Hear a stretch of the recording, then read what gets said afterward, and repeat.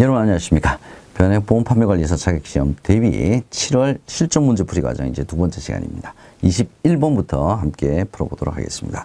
자, 21번 문제는 어떤 문제일까요? 다음 표에서 변액연금보험의 연금 개시 시점에 연금 지급을 위한 재원은 얼마인가?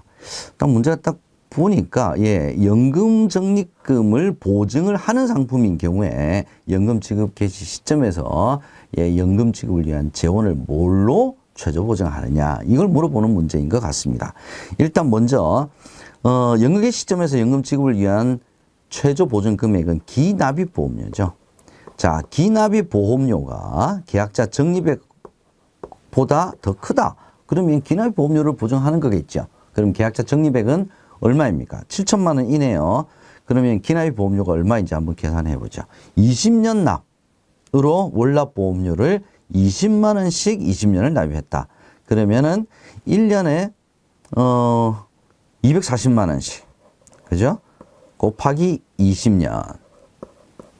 4,800만 원이네요. 그죠? 오케이. 기납입보험료가 4,800만 원인데 연기 시점 이미 적립금이 7천만 원이네요. 그죠? 그럼 7천만 원이 기납입보험료보다 더 크네요. 그죠? 그럼 최저 연금 적립금으로 기납입보험료를 최저 보증할 이유가 없죠. 최저 보증 금액보다도 적립금이 더 크니까. 그러면 정답은 4번 7천만 원이 되겠습니다. 22번 문제 한번 살펴보도록 하겠습니다. 변액 유니버셜 보험에 대한 설명으로 맞는 것 한번 찾아보죠. 1번. 보험기간 중 언제든지 추가 납입할 수 있다. 정답 1번이네요. 일단 2번 뭐가 틀렸을까요?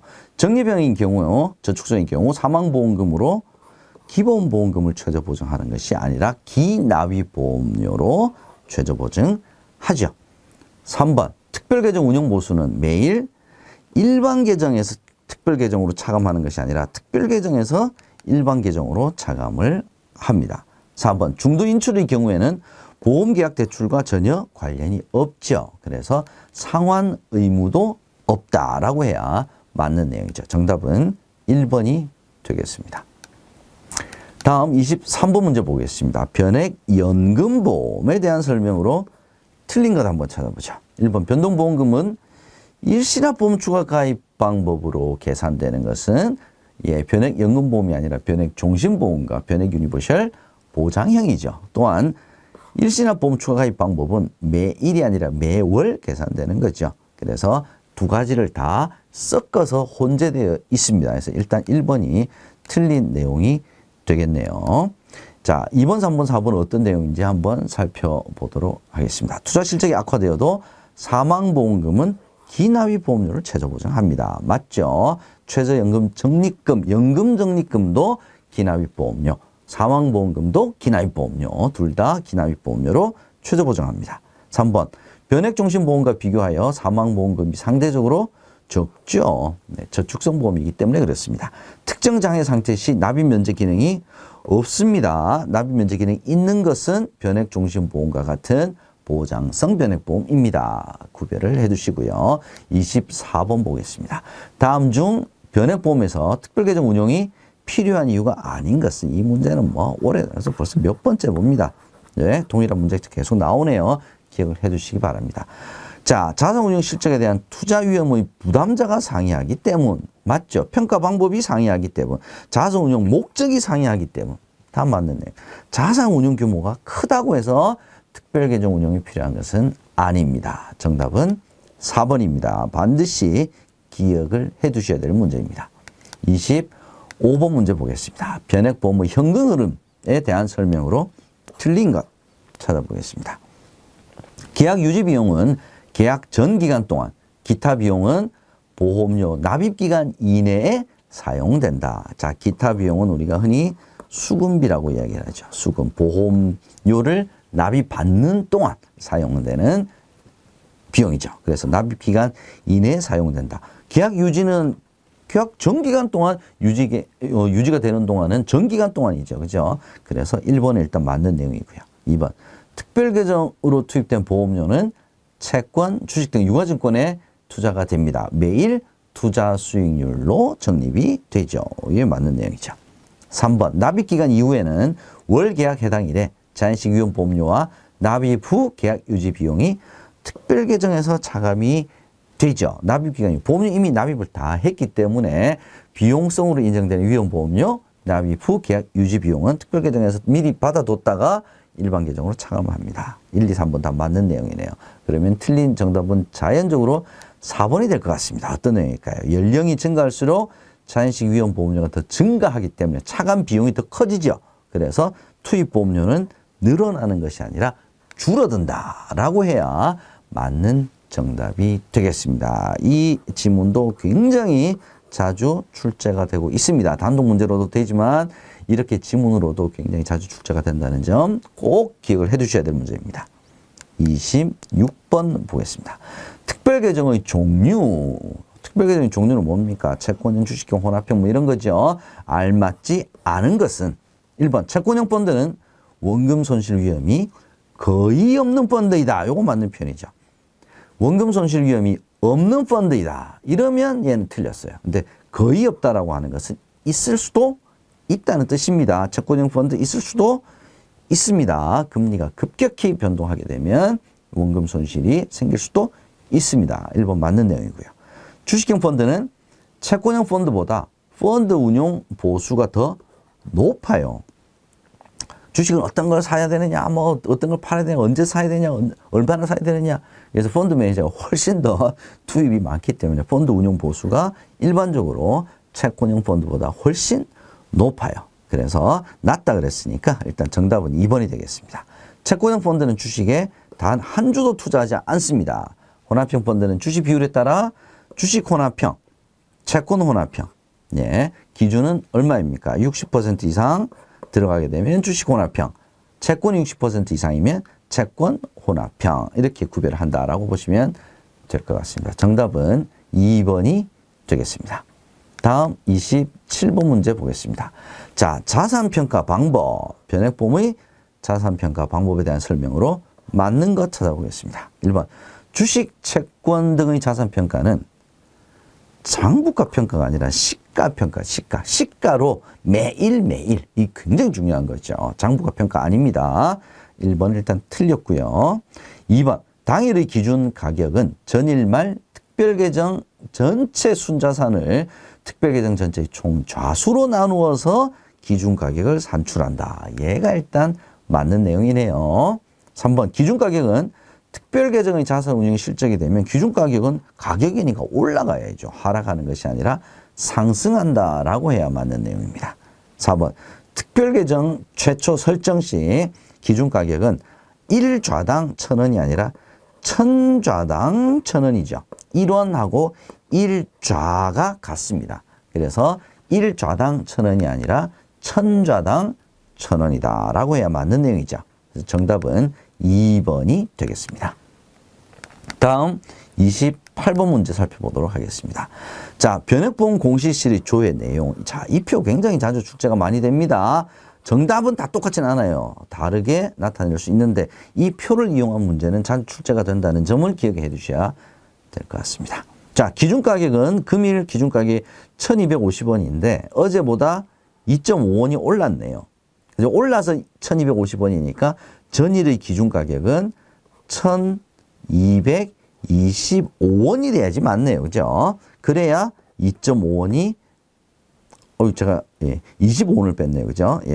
1,247.5원 플러스 금일 2.5원 올랐으니까 이래야지 1,250원이 되겠네요. 그죠?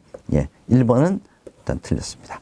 2번 특별계정의 누적 수익률은 25%이다. 자, 이건 뭘로 계산합니까? 기준가격이 처음에 얼마로 시작했죠? 1,000원에서 시작했잖아요. 1,000원이 얼마 됐어요?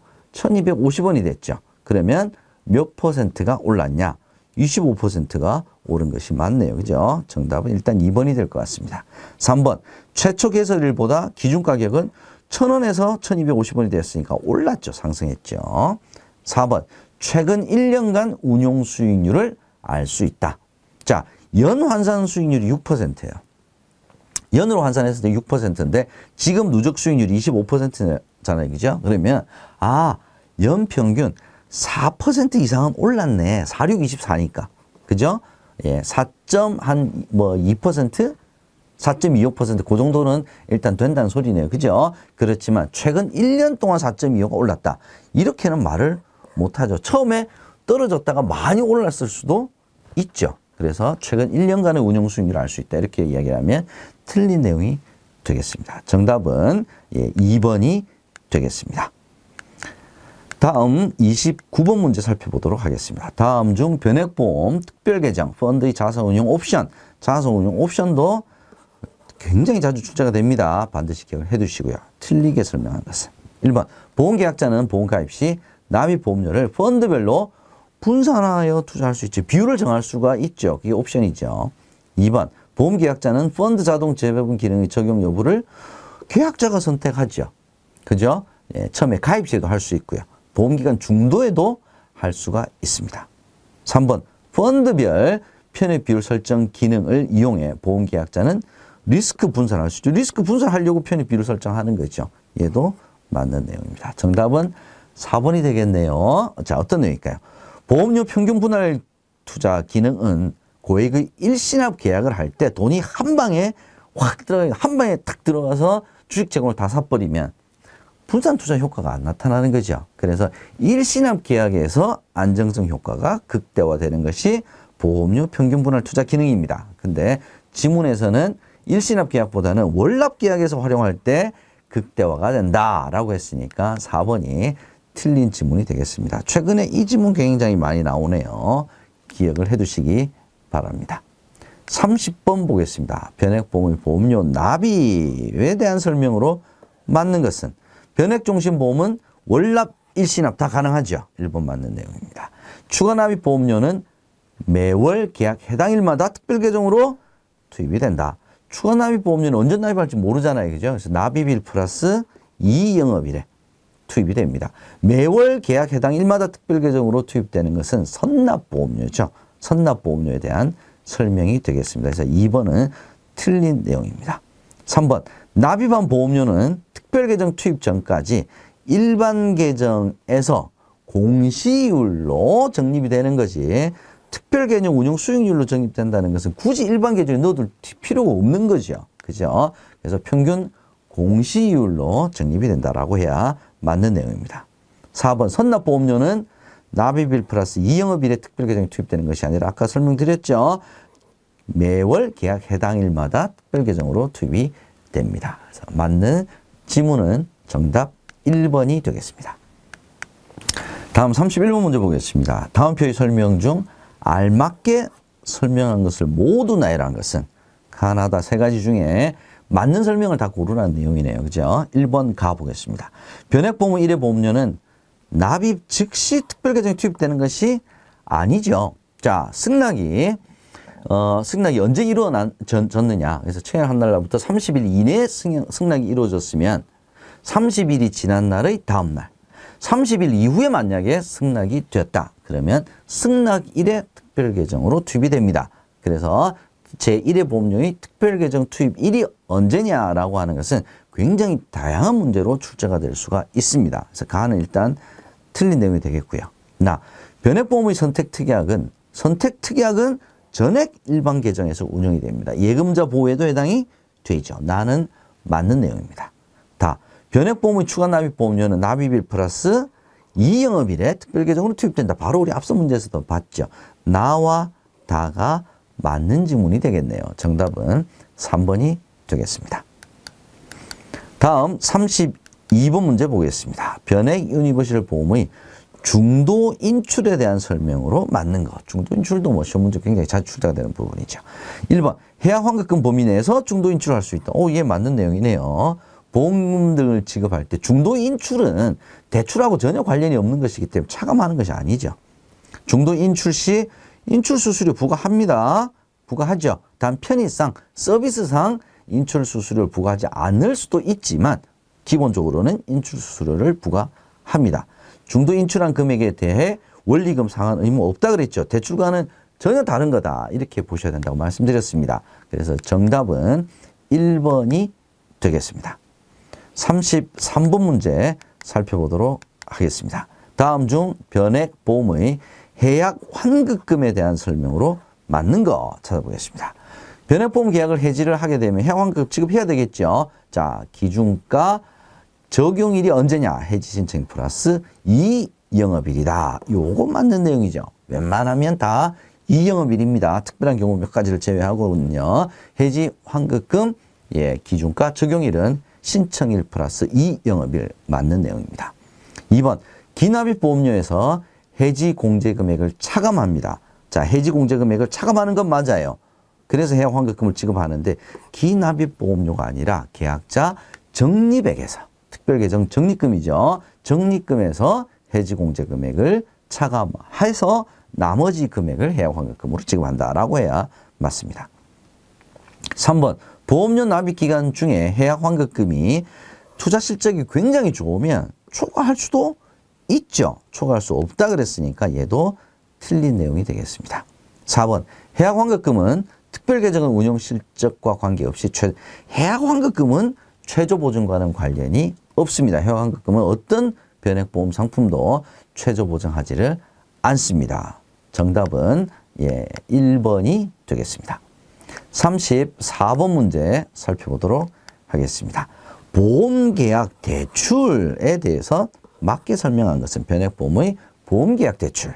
1번부터 한번 살펴보겠습니다. 대출 상환 금액은 상환일에 특별계정으로 투입되는 것이 아니라 상환일 플러스 2영업일에 투입이 된다라고 해야 맞는 내용이죠. 2번 보험금 지급 사유가 발생한 날에 보험금에서 당연히 대출 원리금 상환할 수가 있습니다. 일단 2번은 맞는 내용이네요. 3번 보험계약자가 납입한 보험계약 대출이자 전액이 투입되는 것이 아니라 수수료는 투입 안 되죠. 수수료는 투입되지 않고 이자만 대출에 대한 이자 금액만. 그러니까 대출이자 보험계약 대출이자는 변액보험에서 이자와 수수료로 구성이 되어 있단 말이죠. 그래서 수수료는 투입되지 않고요. 이자만 수수료를 제외한 나머지 이자 금액에 해당되는 것만 특별계정으로 투입이 된다라고 해야 맞는 내용입니다.